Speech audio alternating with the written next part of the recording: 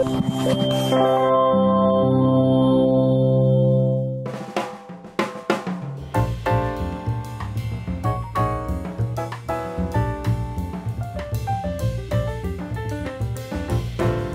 dia, boa tarde, boa noite e boa madrugada para os notívagos.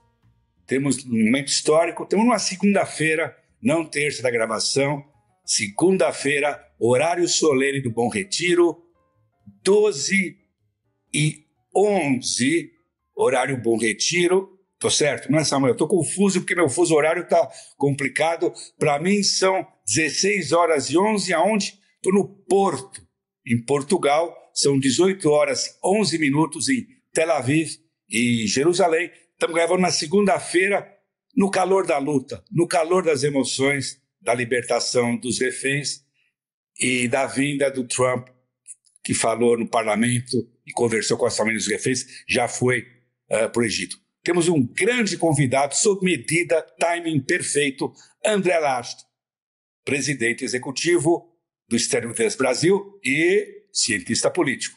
Mais importante hoje, cientista político. E você, meu profeta Samuel, meu comparsa? Eu, o horário de São Paulo, aqui no escritório da Stand With Us, para acompanhar justamente esse momento histórico e conversarmos um pouco sobre as dificuldades que estão no horizonte. É muito bom comemorar o que está acontecendo, nos envolvermos com os sentimentos das famílias, mas já temos algumas notícias bastante contraditórias e vamos ter que lidar com isso, pelo menos essa fase da libertação dos reféns, que era uma enorme preocupação, nós já passamos.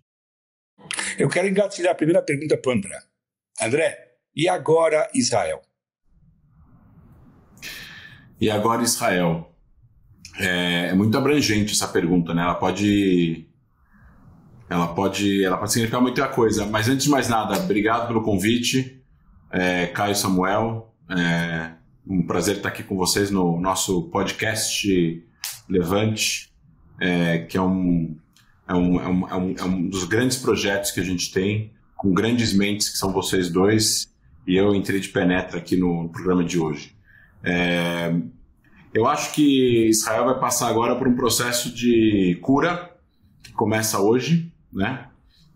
Mas ainda com vários desafios, né? Pelo que a gente pôde ver, nem todos os corpos voltaram, né? Só voltaram 4, se não me engano, me corrija se estiver errado. Pelo menos na segunda-feira à tarde. Dos 28 que teriam que voltar, só 4 voltaram. Isso significa que talvez outros possam voltar mais para frente e outros possam não voltar, ou eles podem não saber onde estão. Se não souberem onde estão, podem ficar falando que eles estão, por exemplo, em locais onde o exército de Israel está. E aí Israel teria que se retirar ou eventualmente conseguir tentar encontrar. Isso pode levar meses, anos, e eventualmente podemos ter aqui casos estilo Uron Arad, né? Podemos ter casos de corpos que nunca sejam encontrados, né? E famílias que nunca consigam enterrar os seus entes queridos, e isso vai acabar ficando como um dos traumas dentro do fim da guerra e dessa felicidade toda que o país está vivendo com a volta dos vivos, com o não encontrar dos mortos. Então, da mesma forma que existem famílias celebrando, existem famílias ainda chorando em Israel. Isso é um ponto, né? A parte da cura, o fim da guerra, eu diria mais cessar-fogo, né? É um cessar-fogo mais, não é tão temporário quanto outros, é mais difícil para Israel voltar a guerrear nesse momento, mas eu não duvido que caso o Hamas não queira se desarmar e realmente nada do que está escrito no plano do Trump seja efetuado no estágio 2 e no estágio 3, se o Hamas realmente não cumprir nada do que está escrito lá, eu não duvido que o Trump dê linha luz verde para Israel voltar eventualmente a fazer ataques pontuais contra o Hamas, se este começar a se restabelecer, reformar, rearmar, treinar, recrutar, que nem Israel está fazendo com o Hezbollah no Líbano, e vejam que o Hezbollah não está revidando, né? Então, isso pode eventualmente acontecer nos próximos meses. Então, eu acho que, em relação à guerra, eu acho que é muito cedo ainda a gente falar o que vai acontecer nos próximos meses.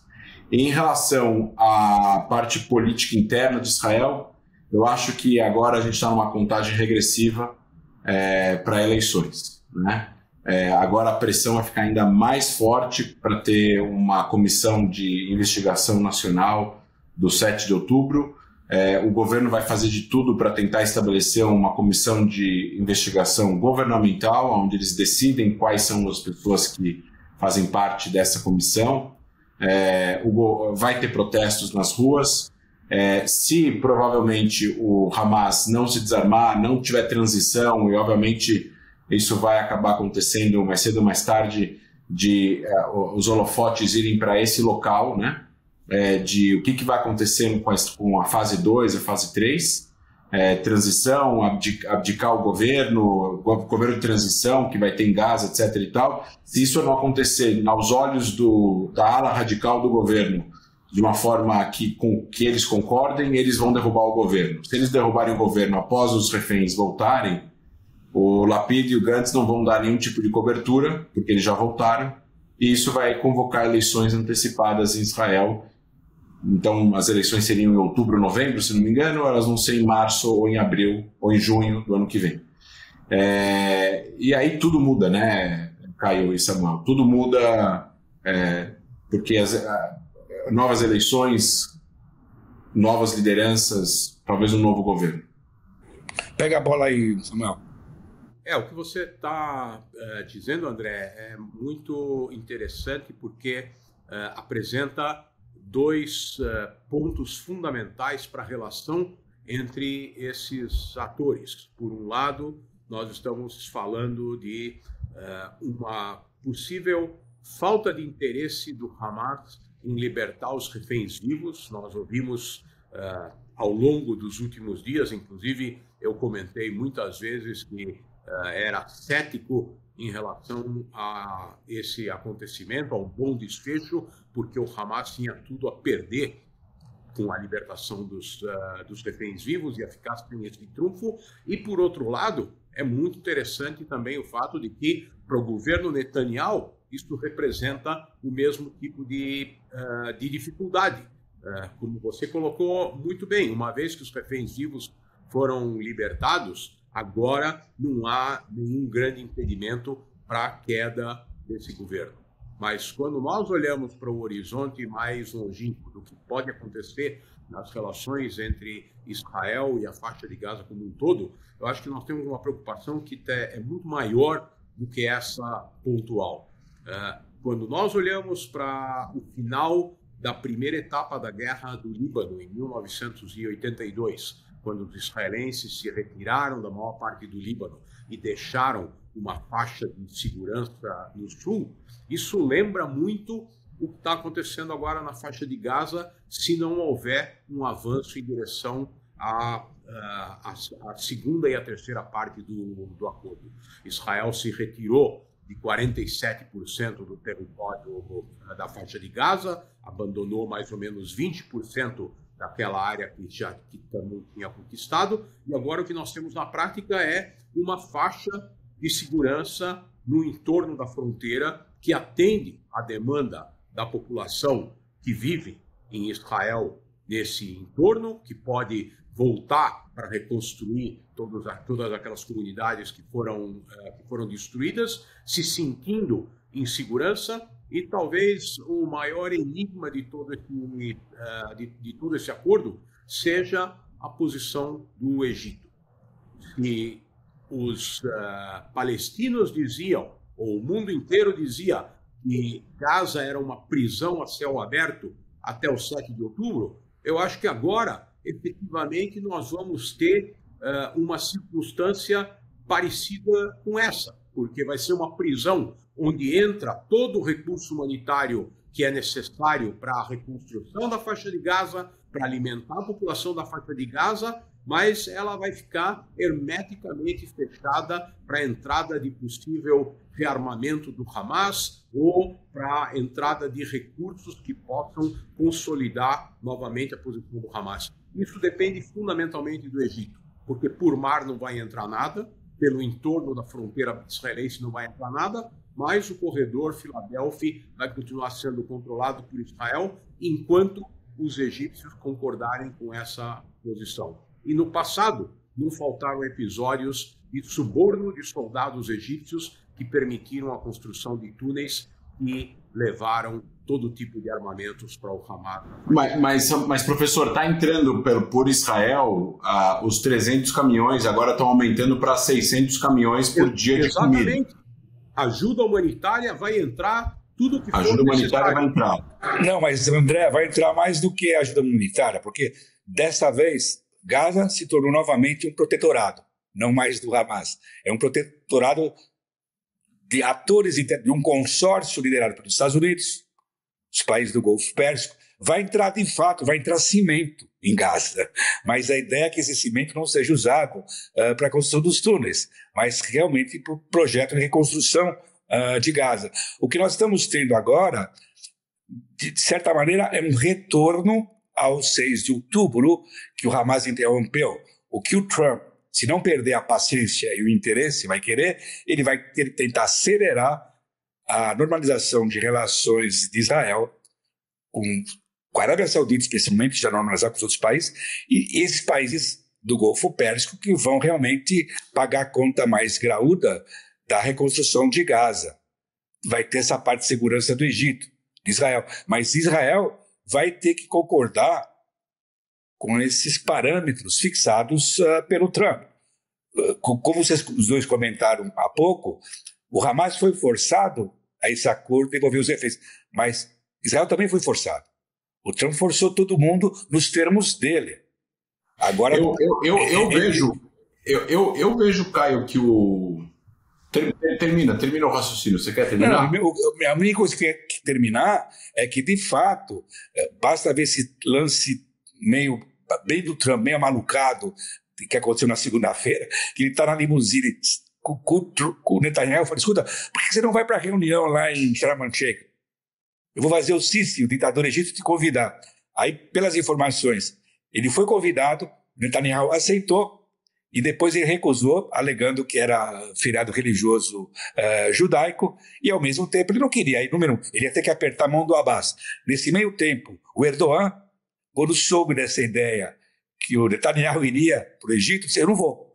Se ele for para o Egito, eu não vou. Então, o Trump, ele controla o processo de forma caótica e improvisada, vai para frente, vai para trás, e era uma oportunidade meio maluca. Até entendo, obviamente que eu entendo a cabeça do Netanyahu. De repente, ele ir para o Egito, está com todos os países árabes. De certa maneira, o Netanyahu, o Trump o tirou da situação de pária, ou seja, ele numa reunião com os dirigentes árabes, dirigentes europeus, né, o Erdogan, imagine, e o Abbas.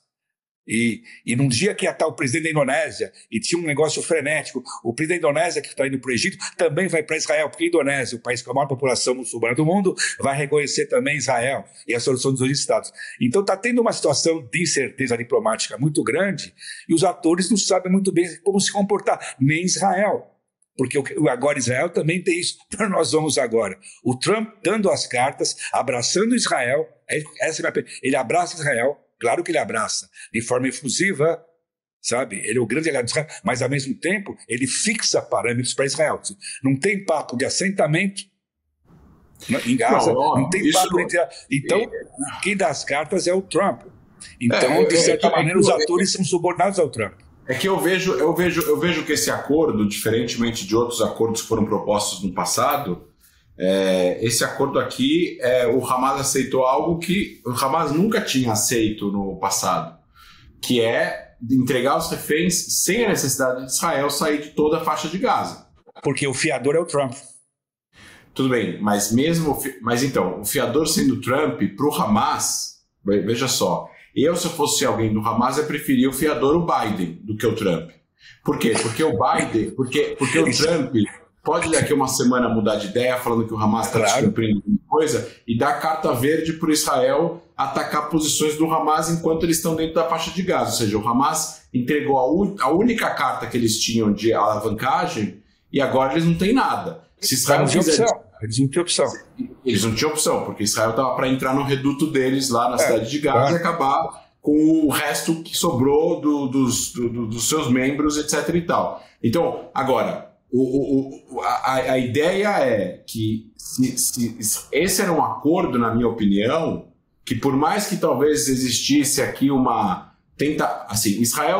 Israel, até mesmo o próprio governo e até mesmo a linha mais radical, não é que eles eram contra qualquer acordo. Eles eram a favor de acordos muito específicos, que são muito positivos para Israel e muito ruins para o Hamas. E, obviamente, esses acordos não aconteceram. O acordo que foi oferecido pelo Trump lá quando o Netanyahu foi para a ONU e depois foi para a Casa Branca e ele aprovou e endossou o acordo junto com o Trump, ele contemplava lá 20 pontos que para Israel são excelentes. Excelentes. Com uma exceção. O Hamas concordou com a entrega dos reféns antes da retirada total de Israel da faixa de Gaza. Essa é a grande diferença, certo, André? Isso. Essa é a mudança de paradigma desse acordo. Agora, o que o Hamas vai ter como uma enorme vantagem se esse acordo avançar é o fato de que, se entrarem tropas internacionais para ocupar as áreas abandonadas por Israel, nós vamos ter aí uma divisão da faixa de Gaza em 3 áreas. Uma área ocupada pelo Hamas, uma área ainda controlada por Israel e uma área intermediária com a presença de forças internacionais, sejam elas quem sejam. E isso vai representar uma enorme dificuldade para Israel atuar contra um possível rearmamento do Hamas, contra uma possível organização de ataques terroristas do Hamas contra Israel, porque nós vamos ter uma situação diferente daquela que nós tínhamos no Líbano e diferente daquela que nós temos na Cisjordânia. No Líbano, Israel estava na zona de segurança atuando contra o Hezbollah sempre que havia alguma razão para atuar contra os terroristas. Na Cisjordânia, há uma cooperação com a autoridade palestina. Quando a autoridade palestina não lida com as ameaças de segurança que Israel identifica, o exército israelense vai lá e faz o que acha que tem que fazer. Se isso acontecer na faixa de Gaza, depois da instalação de uma força internacional, Israel vai ter um enorme empecilho para atuar. Vai causar um enorme dano para a imagem de Israel e para as relações de Israel, se houver vítimas dessa força internacional. Eu concordo, mas, dito isso, eu não acho que essas forças vão ser nas centenas dos milhares ou nas dezenas dos milhares. Essas forças vão ser em número bem menor. E, ao mesmo tempo, eu acho que na hora H, professor, da mesma forma que tem a Unifil no sul do Líbano, que não faz nada. Não, mas não só isso. Eles são em 10 mil pessoas. Já teve mortes da Unifil, de nacionalidades de amigos de Israel, aonde houve erros de Israel e, eventualmente, não só. Também houve o Hezbollah tentando se colocar lá perto para se proteger. A diferença é que o território é muito menor, vai ser muito mais fácil controlar. Israel vai ter, eventualmente, inteligência para conseguir atacar o lado onde está o Hamas e não atacar o lado onde estão essas forças. Só que o mundo não vai deixar acomodar essa situação do jeito que está, a ponto de chegar numa situação onde você tem já estabelecido 3 regiões, onde tem 3 separações, e aí vai ficar numa guerra fria por X tempo, onde o Hamas está numa parte, controlando boa parte da população, porque essa é a parte que o Hamas ia ficar, onde está o grosso da população, e aí outra parte é a periferia disso, que seria a parte enfim, dentro de toda essa esse imbróglio todo e depois vai ter Israel. Eu acho, na minha opinião, que a gente ainda vai estar... A gente ainda está antes da escrita desse novo capítulo. Não é que ele já foi escrito. Ele não foi escrito. A gente tem um presidente americano completamente imprevisível, que pode virar, assim... eu estou falando imprevisível no sentido de... os Estados Unidos fala... Israel vai atacar o Irã. Aí os Estados Unidos fala, vamos negociar. Aí os Estados Unidos vai e entra no ataque. Aí antes de atacar, eles colocam total surrender. Depois eles falam, Israel para, os dois têm que parar, agora tem que ter paz. Depois ele fala dos acordos de Abraão, falando que o Irã pode participar dos acordos de Abraão. Depois ele, entendeu? Não faz muito sentido.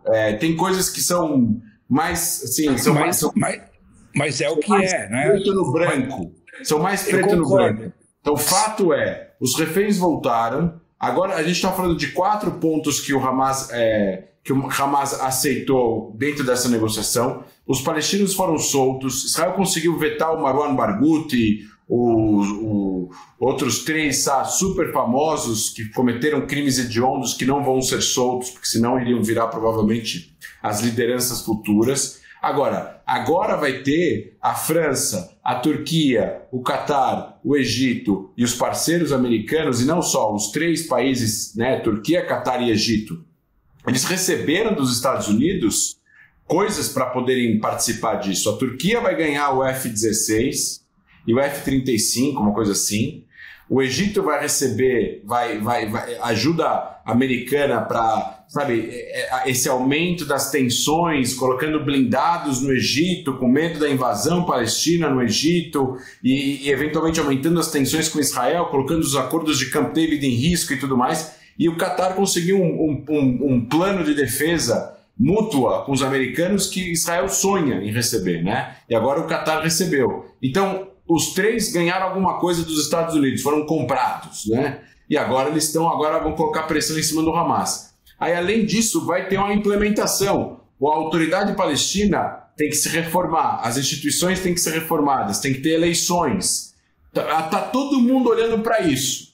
Se ficar estagnado, se eles não fizerem nada, Israel vai agir em Gaza como Israel age no Líbano. E não vão deixar voltar a colocar a cabeça para cima da serpente. Ou seja, Israel vai efetuar ataques, não agora, daqui a 1 mês, daqui a 2 meses, daqui a 6 meses. Vão destruir o resto dos túneis, vão matar lideranças do Hamas. Se alguém começar a fabricar arma e fazer treinamento lá e recrutar, vão ser alvejados. Mas, André, a beleza de tudo isso não é do meu feio. Sabe que não é do meu feitio elogiar o Trump, mas eu vou elogiar o Trump, que é o seguinte: ele fez um acordo que era o mais factível, à maneira dele. É um consórcio. Todas as partes têm ações nesse investimento. Como você falou, o Catar, além da família dos reféns, para mim, o maior vencedor de tudo isso é o Catar. O Catar, que parecia perdido em toda essa história, é um grande vencedor. Com esse acordo que você falou, esse acordo de defesa mútua, né, com os Estados Unidos, obviamente que a proteção como de um chefe mafioso. Eu protejo essa vizinhança. Não se preocupe, ninguém vai mexer com você. Ninguém vai mexer com você. Então, bem, em troca, além de tudo, vocês vão controlar o Hamas, vão enfiar caminhões de dinheiro em Gaza para reconstrução e vice-versa. E a Arábia Saudita, que é outro grande vencedor, sem dúvida, de todo esse país que era pária também, na época do Biden, hoje é um país que está bem, e a pressão sobre Israel vai ser muito grande, porque a obsessão do Trump com o Nobel, o que é o Nobel do Trump? É estabilizar o Oriente Médio. Estabilizar o Oriente Médio é, de fato, o processo de normalização de relações entre Israel e a Arábia Saudita. Mas o preço dos sauditas tem um preço também. Algum tipo de vago caminho para o Estado palestino. Ou seja, nós estamos numa situação que esse governo, essa situação, é a pergunta que eu faço para você, esse governo, do jeito que ele é, o tipo de coalizão que ele não vai conseguir entregar para o Trump o que o Trump quer. Ele não vai conseguir entregar o que o Trump quer no sentido de caminho para o Estado palestino, mas ele consegue talvez fazer... Ele consegue abrir o caminho para depois abrirem o caminho. Ele consegue abrir o caminho para depois abrir o caminho. Não é o caminho ainda, mas é o caminho para o caminho. É o caminho para o caminho para o caminho. É 3 antes. Eu vou usar a minha prerrogativa da minha idade, da minha barba branca e dos anos que eu tenho envolvido com essas questões e repetir aquilo que eu já disse em outros programas. A definição de pessimista é o otimista com experiência. Então, aquilo que vocês disseram, está tudo correto, tudo procede, mas nós estamos lidando com uma organização fundamentalista islâmica que trabalha baseada em dogmas religiosos. Pode haver uma trégua de 10 anos, pode haver uma trégua de 15 anos, se o último período de controle do Hamas sobre a faixa de Gaza, de 2007 até o 7 de outubro, tivesse representado uma trégua com Israel, ainda assim o Hamas teria se preparado para o que aconteceu no 7 de outubro. Então, eu espero que vocês tenham razão, que seja a abertura do caminho para um caminho. Eu não consigo vislumbrar um Estado palestino independente no final desse processo, enquanto o Hamas fizer parte dessa liderança. A diferença é o controle que os patronos do Hamas não têm mais condições de exercer o tipo de benefício que até agora eles exerceram, que é Catar, Turquia e Egito. Porque enquanto eles estiverem atrelados ao Trump, o Trump hoje é uma espécie de um sultão. Mas, Caio, das províncias do Império Otomano. Se o Hamas atuar com o apoio do Catar, da Turquia... Quem vai apoiar o Hamas? Quem vai apoiar o Hamas? Não, porque o Egito é o maior inimigo da Irmandade Muçulmana. Eles vão atuar em outro nível. Eles não vão atuar no nível que eles talvez como um grupo terrorista, mas não vai ter a força que tinham até agora. Porque nunca mais... O que eu vejo, eu concordo com você num ponto aí que eu queria perguntar para o André. Eu, quando estudei na faculdade, fiz mestrado, fiz minha tese sobre peronismo. Por que eu trago os peronistas para cá? Os peronistas se mostravam, sempre se mostraram incapazes de governar, mas também impedindo que os outros governem. Né? Esse é o padrão peronista. O Hamas, ele sim, eu concordo que ele pode estar numa situação hoje em dia, ele é incapaz de novamente mandar na faixa de Gaza. Não vai mais mandar em Gaza, como um todo, como mandaram depois da retirada de Israel em 2005. Mas eles podem impedir que haja algum tipo de governança. E se um tipo de governança... Vai ter, eventualmente, esse é o problema. Como já está tendo, alguns tipos de combates entre gangues. Com as clãs, claro. Vai ter um pouco de caos estabelecido até conseguir unificar o governo em um só. Mas aí vai ter pressão, vai ter estratégia, tem que ter algum tipo de estratégia internacional, vai ter que ter estratégia de Israel. Pode ser. Escuta, quem disse que Israel não pode fazer uma operação dos beepers contra o Hamas no futuro? Com outro tipo de artefato. Quer dizer, tudo é possível, né? Eu acho que a liderança do Hamas fora, que foi atacada em Doha, sentiu que eles não estão a salvos em nenhum lugar. E que se eles quiserem continuar vivos, é necessário ceder agora, porque... o que tanto Netanyahu quanto o Trump falaram isso. Vocês podem resolver the easy way ou vocês podem resolver the hard way. Mas vai ser resolvido. Essa determinação que no fim do dia, que eu não estou falando agora do governo de Israel, estou falando assim, o que gerou esse acordo foi, na minha visão, a grande pressão militar que eles estavam sofrendo na faixa de Gaza. Se não fosse a pressão militar, se não fosse assim, no fim do dia, todo mundo falou no começo da guerra que Israel não ia entrar necessariamente por terra com larga escala porque ia colocar os reféns em risco. Aí entraram por terra. E que Israel não ia entrar em Rafah. E entrou em Rafah. E que Israel não ia entrar, não ia retomar a guerra depois do cessar-fogo. Retomou a guerra depois do cessar-fogo. E que não ia fazer a operação na cidade de Gaza. E fez a operação na cidade de Gaza. E todo mundo falou que Israel não ia matar o Nasrallah e matou o Nasrallah. Que não ia entrar por terra no Líbano e entrou em terra pelo Líbano, no Líbano. E depois, que o governo... E isso fez com que o governo da Síria caísse no fim do dia, apesar de não ter sido um envolvimento direto de Israel. Mas todo mundo disse que Israel não ia atacar os generais iranianos no Damasco e atacou os generais iranianos no Damasco. E todo mundo falou que Israel não ia atacar sozinho o Irã e atacou. E fez o que fez. E no fim do dia, eu acho que essa é a reputação do temor que o Mika Goodman fala. Eu deixo vocês com isso que eu preciso realmente me retirar, que é justamente essa teoria. No fim do dia, tudo que aqueles que achavam que Israel não teria coragem de fazer certas coisas, Israel foi, fez, executou, e isso que levou a esse acordo onde todos os reféns vivos foram entregues, eles não têm mais nenhuma alavancagem, nenhuma. Se os Estados Unidos e Israel agora quisessem fazer um grande gambling com o Hamas, acabou o Hamas, não tem mais. Porque ninguém vai parar os Estados Unidos, eles têm veto na ONU, e ninguém vai parar Israel. E se o Trump quiser falar, eles descobriram Israel, vocês têm carta verde, pode ir atrás deles, acabou, não tem mais nada que impeça, nada, não tem nenhuma barreira física que impeça isso acontecer. O mundo pode espernear, pode ter protesto como já teve, pode ter eventualmente tentativa de sanções como já teve e tal. Então, eu acho que agora essa é a assinatura da rendição do Hamas. Eu li ontem, inclusive, alguns falando já em Gaza, que o negócio do governo do Hamas em Gaza já é ponto pacífico. Já não é mais, já não tem mais, já não vamos conversar, já não vamos pedir mais sobre isso. E esse vai ser o grande trunfo do Netanyahu nas próximas eleições. Tudo isso que você elencou faz parte da próxima campanha eleitoral em Israel.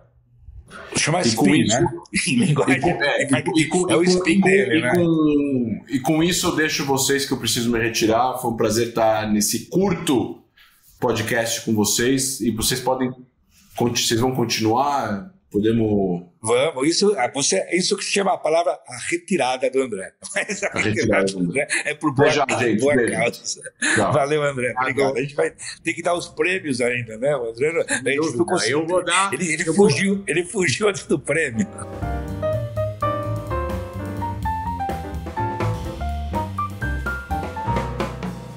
Eu vou sair da rotina, Caio, e eu vou dar bom retiro hoje.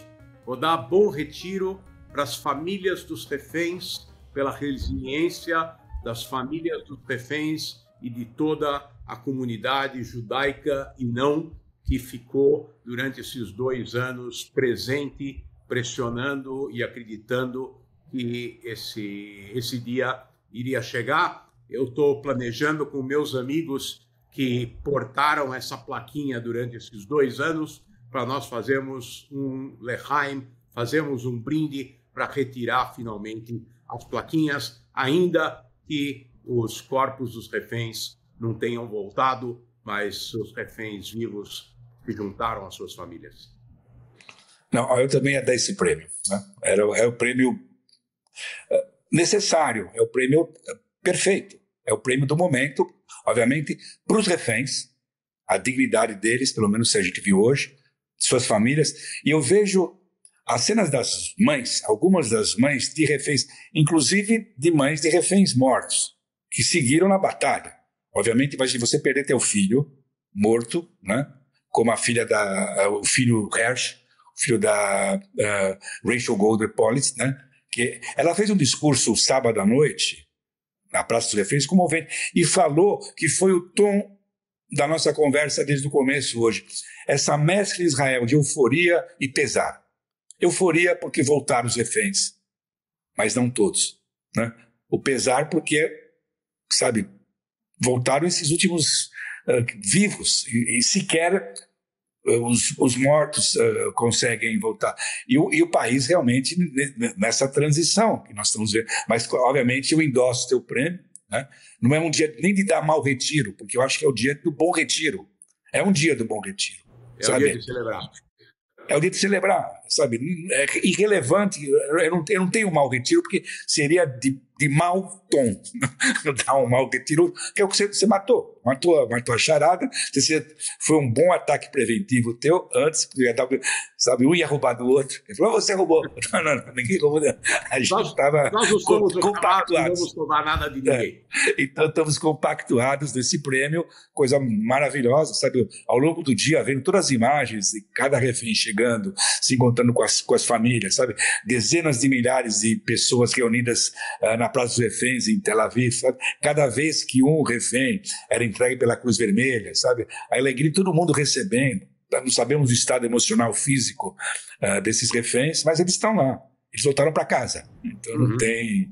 Né? Então, acho que é um bom... E agora a sociedade israelense tem que passar por um processo de reacomodação, claro. Mas levando em conta que isso vai acontecer durante um período eleitoral. Já começaram as campanhas. Total. E você que conhece muito, você que vive em Israel, que estuda Israel de uma maneira muito mais profunda do que, obviamente, sabe, o que nós vimos esses 2 anos, apesar de todas as divisões internas de Israel, o contrato social de Israel é essa coesão em torno dos nossos filhos. É um país unido pelos reféns. Sim. E quando eles voltam, esse contrato social, ele perde, obviamente que ele perde o vigor, porque a causa do contrato social agora eram esses reféns que estavam em Gaza, que levava todo mundo lá, sabe? Bring them home, sabe? Era a palavra de ordem da sociedade israelense, muito mais forte do que do governo, a gente sabe. E agora isso junta o fim desse contrato social com a busca do novo contrato político no país que vai surgir, obviamente, da eleição. Então entramos numa fase muito incerta. Podemos falar disso na semana que vem. Total, desculpa, ato falho. Não podemos. Só tem bom retiro hoje. Tem toda a razão. Tem toda a razão. Escuta, eu estou num ótimo retiro aqui, que eu estou no Porto. Né? Eu continuo aqui a semana que vem e você vai estar em São Paulo. Então, última palavra a tu. Então, obrigado àqueles que estiveram aqui celebrando conosco e até a próxima terça-feira.